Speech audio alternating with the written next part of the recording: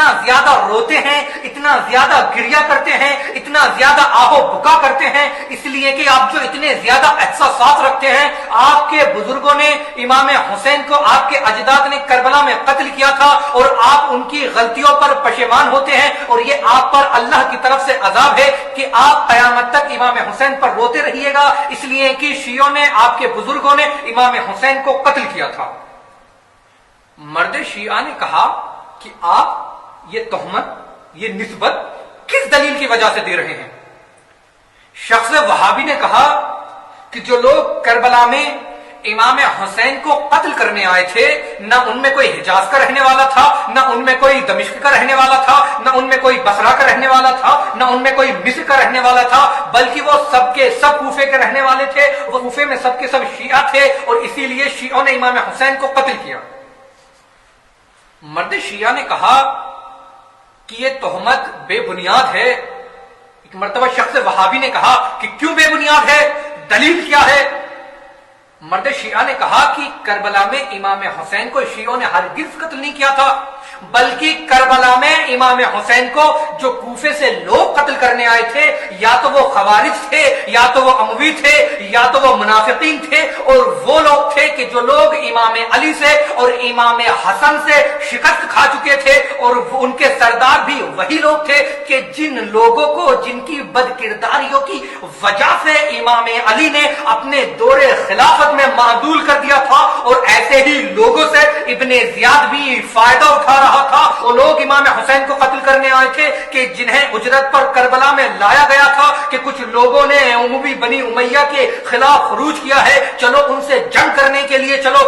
سنو، وہ لوگ امام حسین کو قتل کرنے آئے تھے، شیعہ امام حسین کو قتل کرنے نہیں آئے تھے. اور دیکھو امام حسین نے جو کربلا میں بد دعا دی، امام حسین نے کیا کہا؟ حسین نے کہا ویلکم یا شیعۃ آل ابی سفیان. مقتل الحوف میں سید ابن طاؤس نے صفحہ نمبر 12 پر لکھا ہے کہ امام حسین نے جو بد دعا دی اس میں کیا کہا؟ ویلکم یا شیعۃ آل ابی سفیان. آل ابی سفیان کے چاہنے والوں کہہ کر مخاطب کیا ہے، شیعہ نے علی کہہ کر مخاطب نہیں کیا، اس لیے کہ شیعہ نے علی تو ساتھ تھے، جناب زہیر، جناب سعید اور حبیب ابن مظاہر جیسے رجل فقی جو کوفے کے رہنے والے تھے، وہ تو امام حسین کے ساتھ تھے. توجہ ہے کہ نہیں؟ ماشاءاللہ. تو شیعوں نے قتل نہیں کیا. مرد شیعہ نے کہا اس شخص وہابی سے، کہا دیکھو تمہاری کتاب ہے مروج الذہب، اس کے جلد نمبر 2 اور صفحہ نمبر 69 پر ایک خط نقل ہوا ہے معاویہ کا، اور یہی خط ابن ابی الحدید معتزلی نے شرح نہج البلاغہ میں جلد نمبر 3 اور صفحہ نمبر 199 پر بھی نقل کیا ہے. اور یہی خط ہماری یعنی تشیع کی کتاب صاحب الغدیر علامہ امینی نے الغدیر میں جلد نمبر 11 اور صفحہ نمبر 32 پر نقل کیا ہے. علامہ ابی الحدید معتزلی لکھتے ہیں کہ امام علی کی خلافت ختم ہو جانے کے بعد معاویہ نے، جب امام حسن سے صلح کے بعد جب کوفہ معاویہ کے کنٹرول میں آ گیا، تو معاویہ نے زیاد بن ابی کو کوفے کا دروغہ منتخب کیا.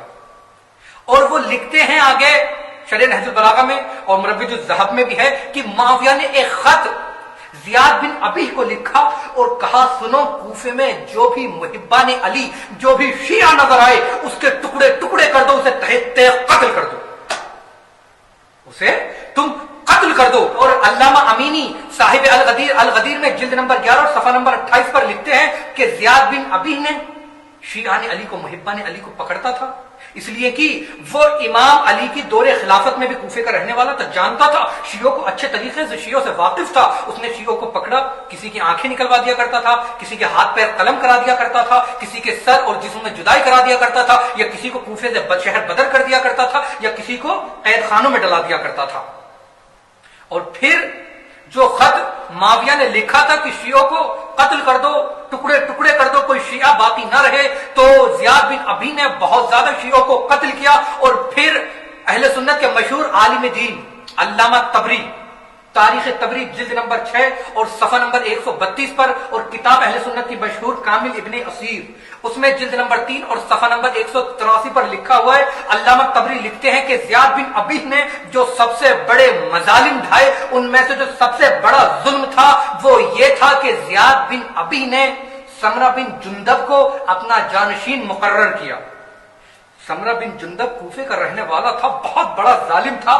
وہ آگے لکھتے ہیں علامہ طبری کہ جب زیاد بن ابی واصل جہنم ہوا، مرا، تو معاویہ نے سمرہ بن جندب کو کوفے کا دروغہ بنا دیا اور ایک خط لکھا کہ شیعوں کو قتل کر دو. وہ لکھتے ہیں علامہ طبری کہ سمرہ بن جندب نے 80,000 شیعوں کو قتل کر دیا کوفے میں. اور علامہ مانقانی کہتے ہیں کہ جب امام حسین کی امامت کا دور شروع ہوا، اس وقت کوفے میں 4,500 سے 5,000 تک تعداد شیعوں کی لکھی ہے.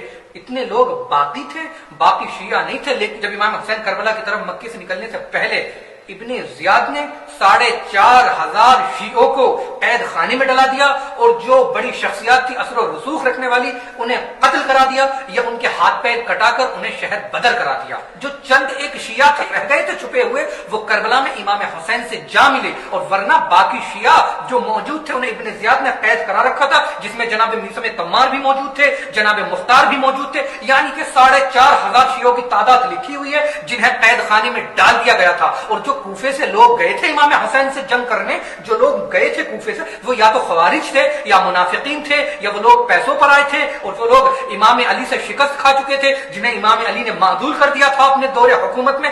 وہی لوگ دشمنی اپنے دل میں رکھے ہوئے یزید کی حمایت میں آئے تھے. اور جو لوگ شیعوں پر یہ بے بنیاد باتیں کرتے ہیں، انہیں جاننا چاہیے کہ عوام کو بہکانا نہیں چاہیے. جان لو امام حسین کے اس جملے سے، ویلکم یا شیعۃ آل ابی سفیان، یعنی ابو سفیان کے چاہنے والوں کو جب بددعا دی، اب سمجھ جاؤ جو ابو سفیان سے محبت کرے، جو معاویہ سے محبت کرے، جو معاویہ کی تعریفیں کرے، جو ابو سفیان کی تعریفیں کرے، ان کے اجداد نے، ان لوگوں نے امام حسین کو یزید کے کہنے پر کربلا میں قتل کیا تھا، شیعوں نے قتل نہیں کیا تھا.